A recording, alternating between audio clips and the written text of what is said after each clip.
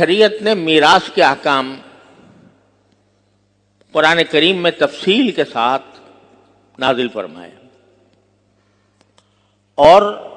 یہ فرمایا کہ جب کسی کا انتقال ہو تو اس وقت میں سب سے پہلا کام یہ ہونا چاہیے کہ اس کا جو ترکہ ہے، جو کچھ اس نے میراث میں چھوڑا ہے، وہ نقدی ہو، وہ سونا ہو، وہ جائیداد ہو، کوئی مکان ہو، کوئی زمین ہو، وہ شرعی قاعدے کے مطابق آپس میں تقسیم کر لو۔ اگر وہ تقسیم نہیں کی اور کوئی ایک فرد اس کے اوپر قابض رہا تو جس شخص نے اس پر قبضہ کیا ہے وہ اس کے مال میں حرام شامل ہو گیا۔ یہ مسئلہ ہوتا ہے، عام طور پر ایک بڑی زبردست غلط فہمی پھیلی ہوئی ہے کہ بھئی ابھی تو انتقال ہوا ہے، ابھی ایک دم سے ہم حصے بکھرے کرنا شروع کر دیں، بٹوارہ کرنے لگیں، یہ ہمیں اچھا نہیں لگتا کہ ابھی تو دنیا سے جانے والے کا کفن بھی میلا نہیں ہوا اور ابھی ہم اس کی جائیداد کا بٹوارہ شروع کر دیں۔ اس کو بہت برا سمجھا جاتا ہے، معیوب سمجھا جاتا ہے۔ حالانکہ شریعت کا حکم یہ ہے کہ جلد از جلد اس کی میراث کو تقسیم کرو، جس کا جو حصہ بنتا ہے اس کو وہ حصہ دو۔ اب مرتے ہی، انتقال ہوتے ہی اس کے تمام املاک وہ اس کے وارثوں کا حق بن گئی، اب اس کی ملکیت نہیں رہی، وارث اس کے مالک بن گئے۔ اب اگر اس ترکے کو کوئی شخص دوسرے وارثوں کی اجازت کے بغیر استعمال کرتا ہے، وہ حرام کر رہا ہے۔ میں آپ کو مثال دیتا ہوں کہ جب ہمارے حضرت والد ماجد بانی دارالعلوم حضرت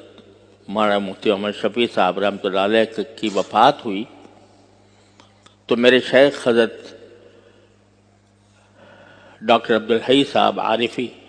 قدس اللہ تعالیٰ سرہ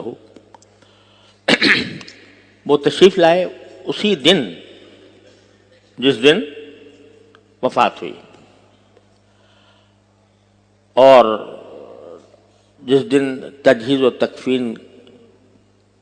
ہو چکی تھی یا ہونے والی تھی، اب مجھے صحیح یاد نہیں رہا، اس وقت تشریف لائے تو طبیعت پر بہت زیادہ تھکاوٹ تھی۔ ایک تو صدمے کا اثر تھا، حضرت کو میرے والد ماجد رحمۃ اللہ علیہ سے بہت زیادہ محبت تھی، صدمے کا اثر بھی تھا اور کچھ تھکن بھی تھی، تو کمزوری محسوس ہو رہی تھی۔ تو ہم نے حضرت والد صاحب رحمۃ اللہ علیہ کے سرہانے ایک خمیرہ رکھا رہتا تھا، خمیرہ جو ذرا تقویت کے لیے ہوتا ہے، تو ہم وہ لے آئے کہ حضرت یہ تھوڑا سا خمیرہ تناول فرما لیں تاکہ آپ کی کمزوری دور ہو جائے۔ تو حضرت فرمایا بھائی یہ تم کیسے لے آئے، یہ تو اب ترکہ ہو گیا، یہ تو میراث کا حصہ ہو گیا اور یہ اس میں میراث وارثوں کا حق بن گیا، تم نے کیسے اس کے اوپر تصرف کیا کہ مجھے لا کر دے دیا؟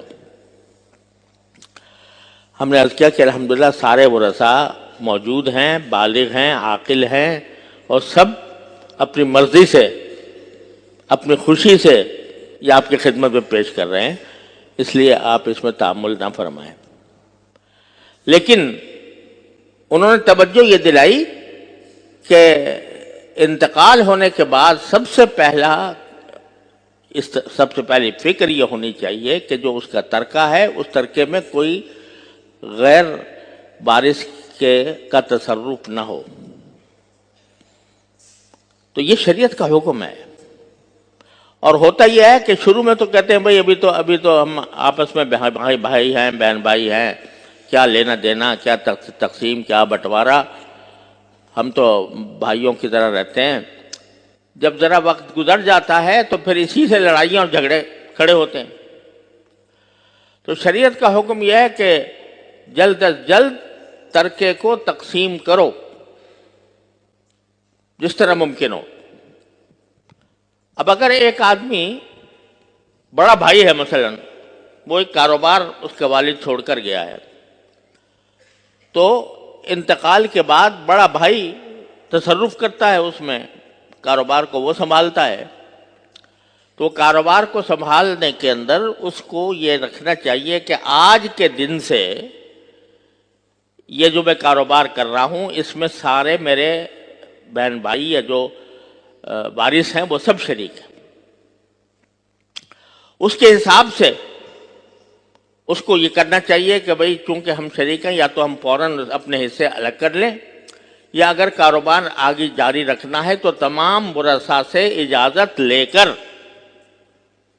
اور کوئی معاملہ طے کر کے کہ اس کاروبار کو جب چلایا جائے گا تو اس میں نفع آئے گا تو وہ کس طرح تقسیم ہوگا. یہ کرنا لازمی ہے، ضروری ہے. اگر وہ شخص اس کاروبار پر اس نے قبضہ کر لیا یا وہ کاروبار چلاتا رہا، دوسرے وارثوں سے کچھ پوچھا نہیں، دوسرے وارثوں کی کوئی مرضی نہیں لی، تو اس کے کھانے میں حرام شامل ہو گیا.